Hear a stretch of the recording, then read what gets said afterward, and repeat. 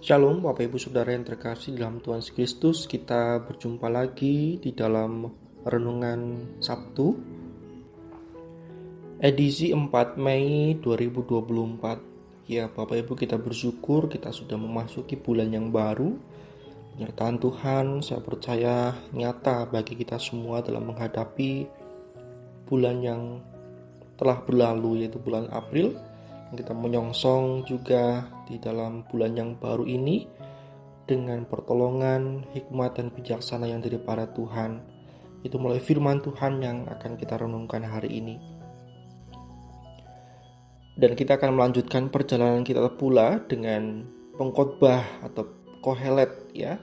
Dan hari ini kita akan membaca, Bapak Ibu Saudara silahkan boleh membaca pengkhotbah 2 ayat 12 sampai 23. Pengkhotbah 2 ayat 12 sampai 23 secara pribadi, dan saya akan membacakan natsnya saja, yaitu ayatnya yang ke-14. Beginilah firman Tuhan. Mata orang berhikmat ada di kepalanya, sedangkan orang yang bodoh berjalan dalam kegelapan. Tetapi aku tahu juga bahwa nasib yang sama menimpa mereka semua. Mari kita berdoa.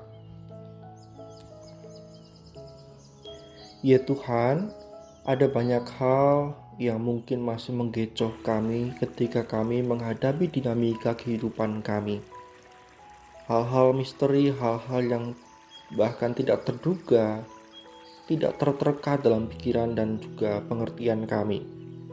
Seperti pengkhotbah yang juga mengalami kejutan-kejutan dalam kehidupannya.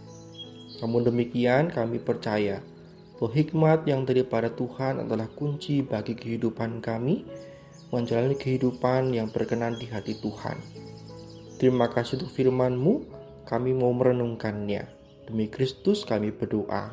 Amin. Kemarin kita sudah melihat bahwa pengkhotbah dia mencoba kesenangan, tetapi dia tidak mendapatkan, maksudnya dia menganggap itu sia-sia begitu ya. Kemudian juga dia bekerja begitu rupa, dia memiliki gaya hidup yang luar biasa, mencapai kesuksesan begitu ya, tetapi dia juga itu katanya berakhir kepada kesia-siaan. Nah, di bagian hari ini ayat 12-23 pengkhotbah kembali menyinggung ya tentang hikmat yang sudah dia sempat katakan di pasal yang pertama ya. Jadi dia di bagian ini membandingkan antara hikmat dengan kebodohan.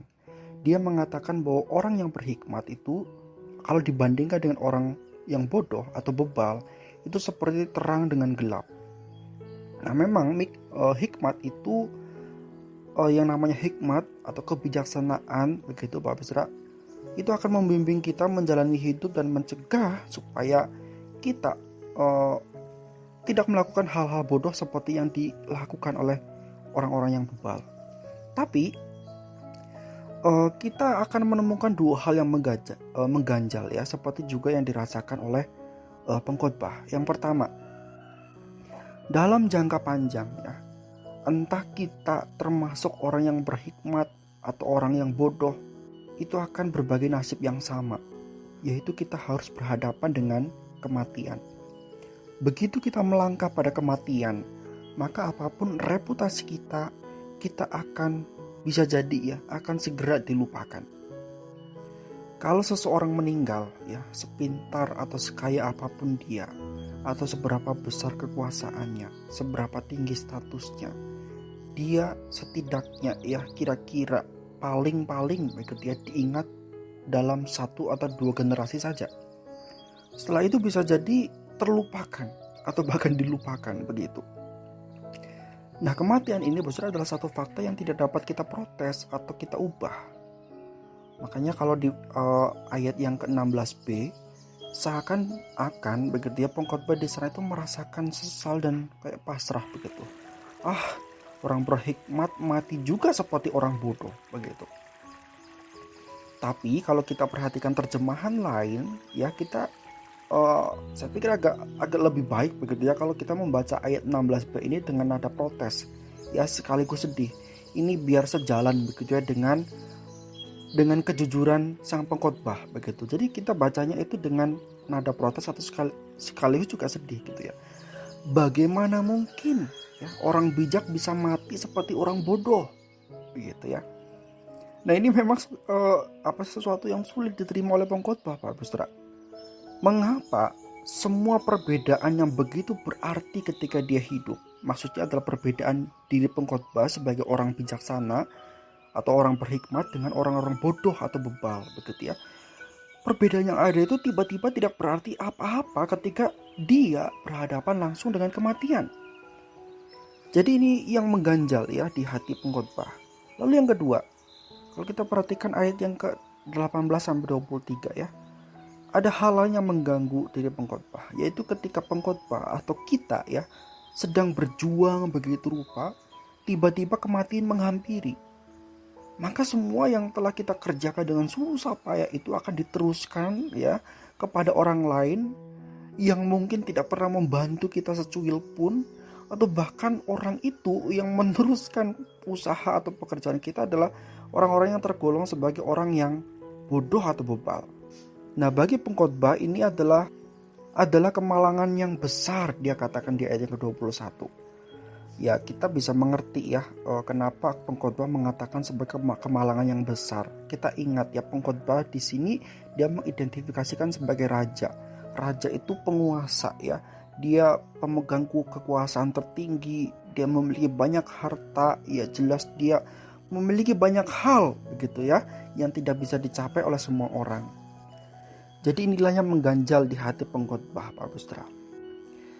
Ya, dalam hidup kita di dunia yang berdosa dan kita juga sebagai manusia yang berdosa memang ya tidak ada kenangan yang kekal Pak Bustra.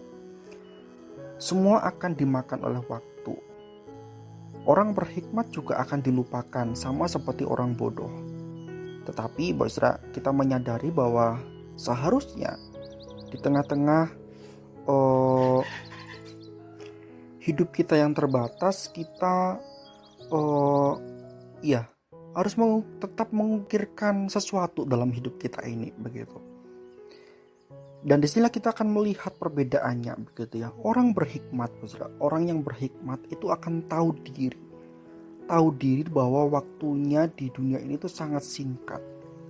Ibarat orang wongkur mampir ngumbe seperti itu ya, seperti yang biasa kita katakan.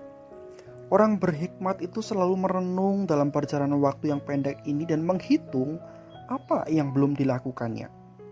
Nah sebaliknya, orang bebal atau orang bodoh itu akan selalu menghitung-hitung ya dan berbangga atas pencapaiannya atau atas apa yang telah dikerjakannya begitu ya. Nah kemudian orang berhikmat akan selalu berusaha mengembangkan apa yang dimilikinya.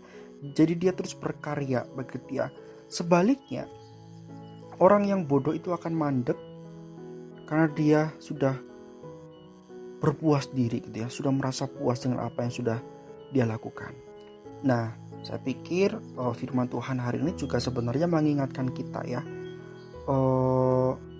Meskipun kita akan sama-sama mati begitu ya, semua akan mati, kita tetap harus memilih selama kita hidup itu mau jadi orang yang berhikmat atau mau jadi orang yang bodoh atau bebal. Karena yang jelas Bapak Saudara, orang berhikmat itu akan tetap jauh lebih unggul ya dibandingkan dengan orang bodoh. Nah karena itu Bapak Saudara, di tengah-tengah keterbatasan kita sebagai manusia, terbatas umur, terbatas waktu begitu ya, mari kita terus belajar berserah kepada Allah, dan semoga kita terus ditolong untuk melakukan hal-hal yang bernilai, yaitu apa yang dikenan oleh Tuhan. Tuhan memberkati kita. Mari kita berdoa. Ya Allah yang maha bijak, sekalipun di dunia ini orang yang bodoh dan orang yang bijaksana akan menghadapi nasib yang sama ketika menghadapi kematian. Namun kami sebagai anak-anak-Mu ya Tuhan, tidak akan menjadi lemah dan lengah, melainkan kami akan terus berjuang dengan pertolongan daripada Allah Roh Kudus untuk kami melanjutkan kehidupan kami dengan lebih arif dan bijaksana. mengejar pengenalan akan Allah yang lebih dalam, mengejar pengertian yang lebih baik akan firman Tuhan dan kehendak Tuhan, dan melanjutkan kehidupan kami dengan kelakuan saleh kami bagi orang-orang di sekitar kami. Alih-alih kami berlaku sebagai orang-orang bodoh yang tidak peduli dengan penciptanya, tidak peduli dengan sesamanya. Pimpin kami Tuhan terus untuk hari ini dan 1 minggu ke depan, untuk kami boleh mengejar dengan sungguh hikmat dan bijaksana yang daripada Tuhan, dan tidak melakukan hal-hal yang bodoh, yaitu yang tidak berkenan di hati Tuhan. Kami menyerahkan seluruh dinamika kehidupan kami ke dalam tangan kuasa Allah yang menjadi segala sumber kehidupan kami. Pula di dalam kami mempersiapkan pelayanan ibadah minggu dan ibadah minggu kami. Tuhan berkati untuk para pemberita firman yang akan memberitakan firman Tuhan dalam masa persiapan mereka.